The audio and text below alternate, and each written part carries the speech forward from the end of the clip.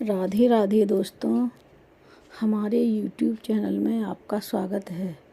आज मैं आपको भाग्य के खेल की कहानी भोले बाबा की सुनाने जा रही हूँ। अगर आपको ये कहानी पसंद आए तो कमेंट बॉक्स में ओम नमः शिवाय ज़रूर लिखना। अब सुनिए ये कहानी। किसी गांव में एक विधवा स्त्री रहती थी। वह बहुत गरीब थी। उसका नाम पारो था। पारो के एक पुत्र था। वह पुत्र बहुत छोटा था। वह इतनी गरीब थी कि उसके घर में 4 बर्तन भी खाने को नहीं थे। उसका पुत्र छोटा ही था। उसके पुत्र का नाम पड़ोसियों ने नसीब सिंह रख दिया, लेकिन वह पुत्र बदनसीब था। वह इतना बदनसीब था कि उसके पिता की कुछ बीमारी से मृत्यु हो गई। पारो घरों में चौका बर्तन कर उसे पाल रही थी। उसे पक्का विश्वास था नसीब सिंह बड़ा होकर उसके सारे दुख दूर कर देगा, बुढ़ापा चैन से गुजरेगा। इसी आस में वह अपने पुत्र को पाल रही थी। नसीब सिंह छोटा था, लेकिन समझदार बहुत था। संयम और धीरज की उसके पास कमी नहीं थी। उससे कोई बात कहता तो उसे सुनने की प्रबल इच्छा थी। एक दिन उसने अपनी माँ से कहा, किसी भी बात को जानने की गहराई की उसमें प्रबल उत्कंठा थी। एक दिन उसने अपनी माँ से पूछा, माँ, हम इतने गरीब क्यों हैं? माँ ने कहा, बेटा, उसकी माँ ने कहा, यह सब ईश्वर की इच्छा है और यह सब भाग्य का खेल है। अब नसीब सिंह को माँ की इन बातों से संतुष्टि नहीं मिली। उसने कहा, माँ, ईश्वर की ऐसी मर्जी क्यों है? तब पारो ने कहा, बेटा, ये तो ईश्वर ही जाने। बेटे ने कहा, ईश्वर ही जाने तो ठीक है। अब मैं ईश्वर से ही पूछूंगा, इतना गरीब क्यों हूँ? उसने पूछा, माँ, ईश्वर कहाँ रहते हैं? पारो वैसे ही परेशान थी। उसकी बात सुनकर और परेशान हो गई और उसने बोल दिया, ईश्वर तो जंगल में रहते हैं, लेकिन आप उधर मत जाना। नसीब सिंह ने कहा। नसीब सिंह ने उसी समय इरादा बना लिया था, मैं ईश्वर से मिलूँगा और उनसे पूछूँगा, मैं इतना गरीब क्यों हूँ। एक दिन नसीब सिंह जंगल की ओर चल दिया। जंगल घना और भयानक था। चलते चलते नसीब सिंह थक गया था। भगवान की उसे एक भी परछाई दिखाई नहीं दी। थक हार कर वह एक शिला पर बैठ गया। वह शिला पर बैठकर सोचने लगा, ईश्वर तो यहाँ कहीं नहीं है। मैं उन्हें कहाँ ढूंढूं और फिर उनसे पूछूं मैं गरीब क्यों हूँ। अचानक ही भगवान के योगवश से उस दिन माता पार्वती और शंकर जी भ्रमण के लिए निकले और उस बच्चे को वहाँ बैठा देखकर, उस बालक को देखकर भगवान भोलेनाथ और माता पार्वती परेशान हो गईं। यह घने जंगल में इतना अबोध बालक यहाँ क्या कर रहा है? तब उन दोनों ने जाकर उस बालक से पूछा, तुम कौन हो बेटे?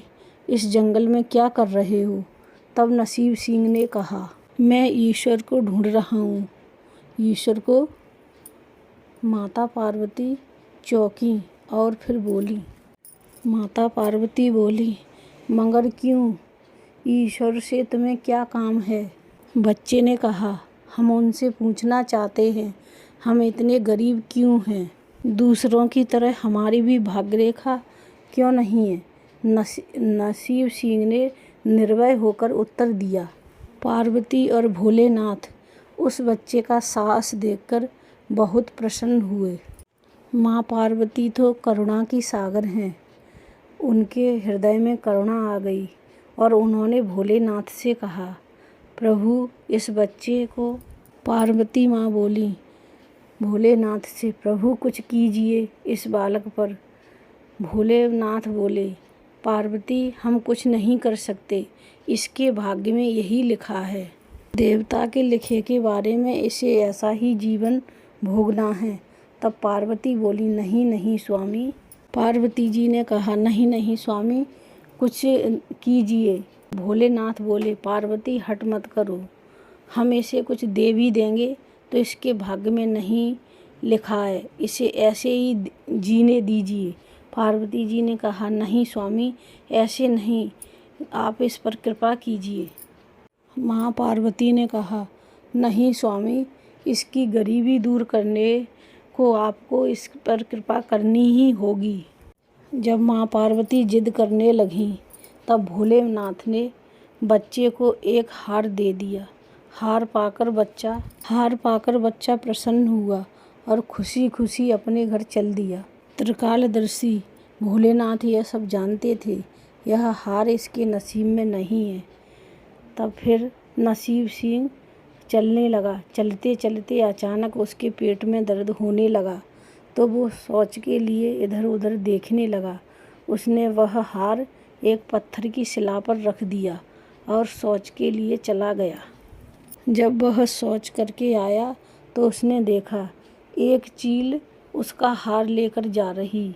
तब उसने कहा, मेरा हार। वो बच्चा उस चील के पीछे भागने लगा। वह बच्चा कब तक चील के पीछे भागता रहा। उसने एक दो पत्थर भी उठाकर मारे, लेकिन तब तक चील ऊंचाई पर उड़ गई। फिर बच्चा उसे देखता रह गया। फिर वह अपने घर की तरफ चल दिया और घर में आकर अपनी माँ से कहने लगा, माँ। बच्चे ने सारी बात अपनी माँ को बताई, लेकिन माँ को पारो को यकीन नहीं हुआ और वह उसकी बात सुनकर उदास हो गई। उदास चेहरा देखकर बच्चे ने अपनी माँ का तो वह भी ज़्यादा खुश नहीं हुआ।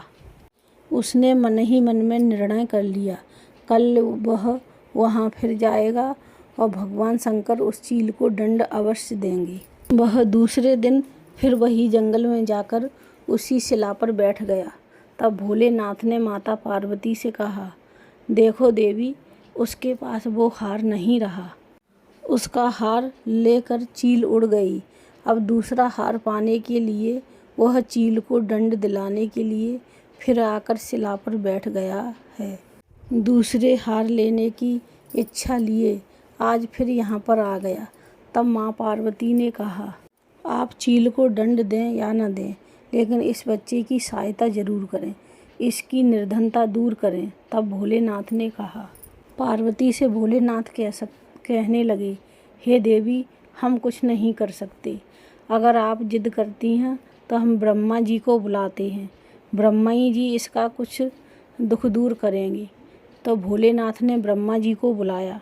ब्रह्मा जी ने आकर बच्चे को देखा तो ब्रह्मा जी ने उस बच्चे को एक हीरे की अंगूठी दे दी। वह अंगूठी लेकर खुशी खुशी घर चल दिया और उसने सोचा, अब मैं एक पल के लिए भी कहीं नहीं बैठूंगा।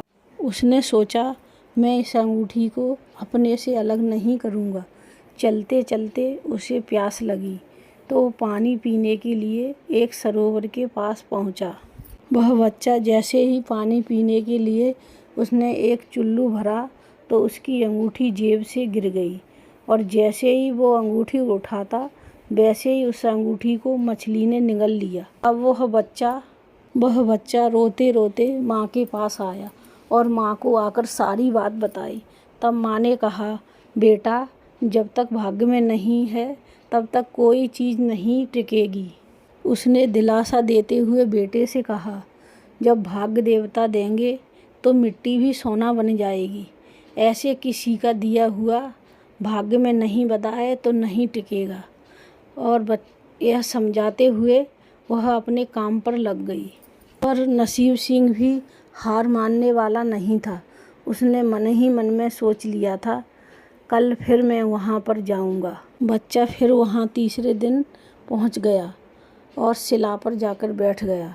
यह देखकर माता पार्वती और भोलेनाथ बहुत प्रसन्न हुए। उसका साहस देखकर अति प्रसन्न हुए और उन्होंने ब्रह्मा जी से जाकर कहा। शंकर भगवान ने ब्रह्मा जी से जाकर बात की और कहा, ये बच्चा तो बहुत साहसी है, इसके लिए हमें कुछ करना चाहिए।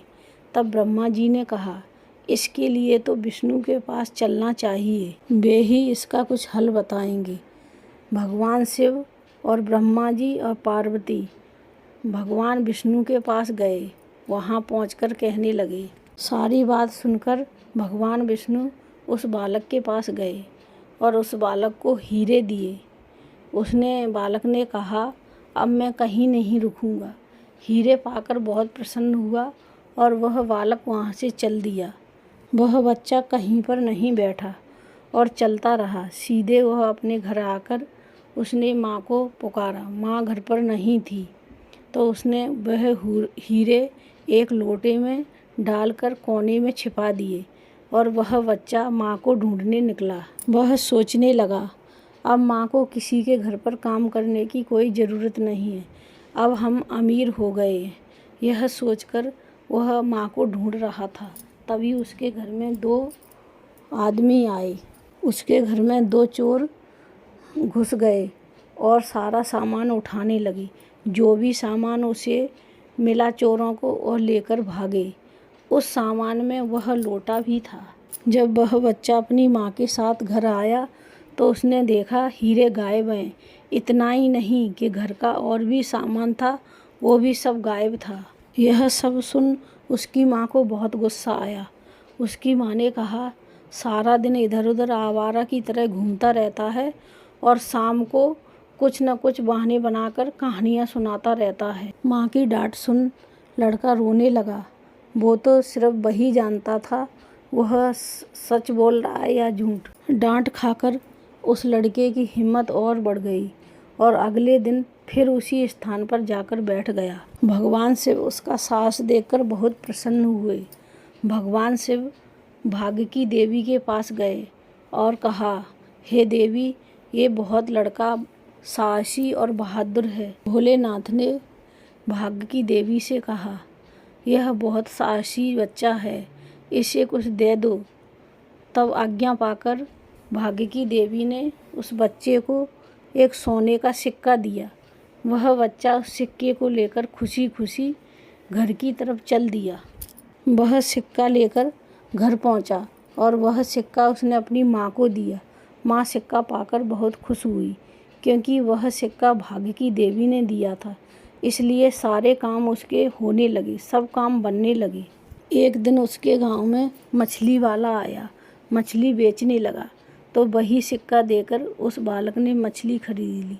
मछली माँ ने काटी। मछली जब काटी तो उसमें अंगूठी निकली, जो अंगूठी ब्रह्मदेव ने दी थी। वह अंगूठी उसकी माँ ने रख ली और बेटे से कहा, जा बेटा, जंगल जाकर कुछ लकड़ियाँ काट के ला। लकड़ी नहीं है चूल्हा जलाने के लिए। वह बेटा आज्ञा पाकर और कुल्हाड़ी लेकर जंगल चला गया। जंगल में जाकर लकड़ी काटने लगा। वह लड़का लकड़ियाँ जिस पेड़ के से काट रहा था, उस पेड़ पर चील का घोंसला था। वह लड़के ने देखा, यह चील के घोंसले में उसका हार रखा हुआ है।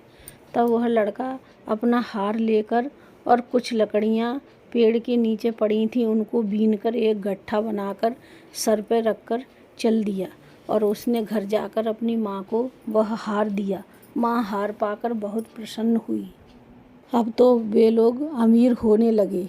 उनके घर में किसी भी चीज़ की कमी नहीं थी, कोई अभाव नहीं रहा। भोलेनाथ की ऐसी कृपा हुई कि जो वो चोर हीरे को ले गए थे, तो भोलेनाथ ने उन चोरों को सपना दिया कि उस बालक के हीरे वापस कर दो, नहीं मैं तुम्हारा सर्वनाश कर दूंगा। वे चोर हीरा लेकर उसके घर में पहुँचे। वे चोर उसके घर में जाकर हीरे दे गए और अपनी गलती की माफ़ी भी मांगी।